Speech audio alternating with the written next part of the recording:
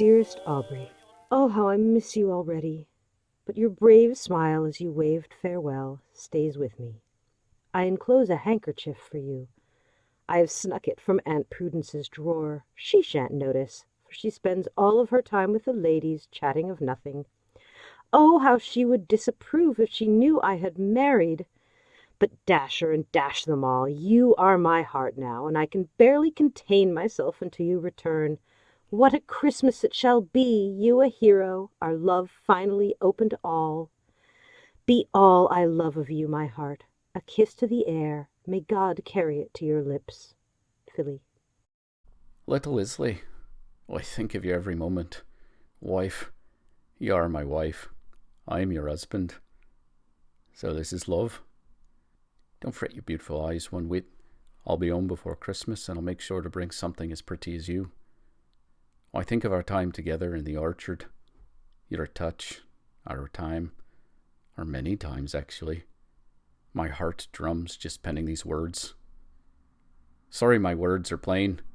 You knew that about me. Simple man, simple dreams. One that I have every night is coming off the boat and taking you in my arms, smelling your air and kissing the tears from your cheeks. I pray to God that you're well and strong and safe back in the city. I think you are going back to the city. Oh, quite a mad blur, isn't it?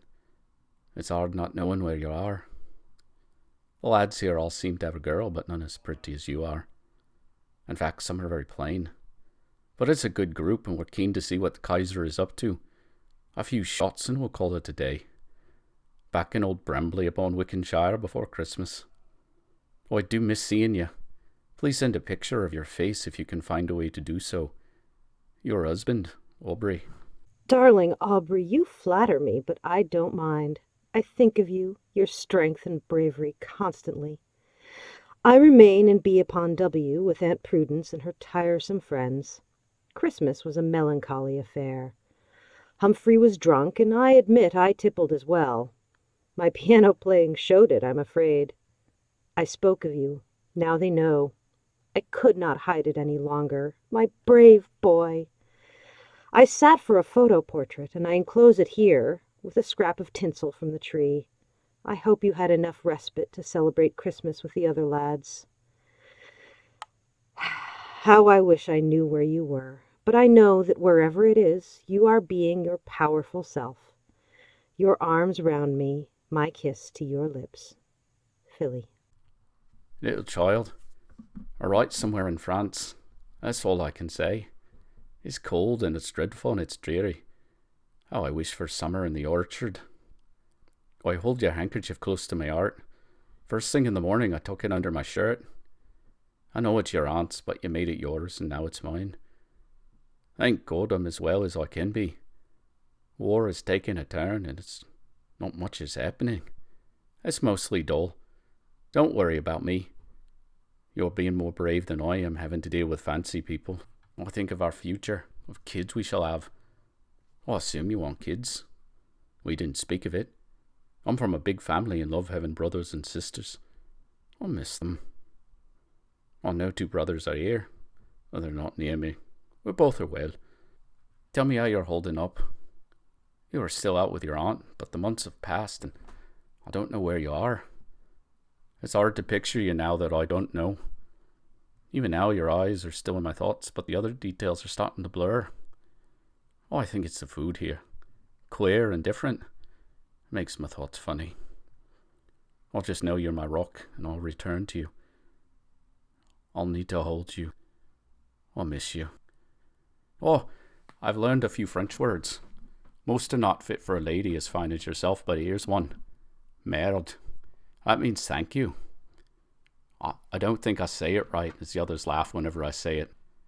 Shell's coming. Must lay low. The noises are the worst part. Your husband. My dear heart, Aubrey, oh, how your fellows have misled you. Merde is one of those words not fit for mixed company. We would use it in the girls' dormitory to be naughty. But it is a fitting word for what you must be enduring. I pray you are safe and well, and curse your absence, even as I know it is a sin to curse anything. Fine, I've said it. Curse this war. Curse the men who keep you from me. My pride in you swells as we hear news, but so does my concern. As time draws on, I cling to dreams of our orchard kisses, now dim in my memory, but no less cherished. I have come to hate our neighbors. They do not understand.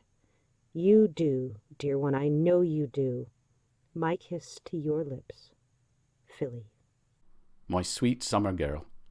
Sorry I have not written. I'm not sleeping well. Barely close my eyes before they fly open. I find my hands shaking, even in the quiet moments. But there aren't any quiet moments. I need to see you, and more than just a portrait. It's lovely. I think of fleeing, running away from the trench back across France. I'd swim the channel just to hold you again. As summer is a blur now, more a dream than a memory. Even when I think of it, I see trenches and barbed wire in the orchard. You're there, but you're not here. Your family knows. I mean, maybe they keep you from me. I mean, how did they react knowing you had married Aubry Jack Smith, farmer? I fear that you're gone. Sometimes I think you're dead, and then a letter arrives and I realize my brain has been playing tricks on me. Got word that my brother James was lost in the fighting. I don't know the details. My mum will be gutted. Can you check on her? Are you still in the country? Is the rest of my family still well? I didn't even know you played piano.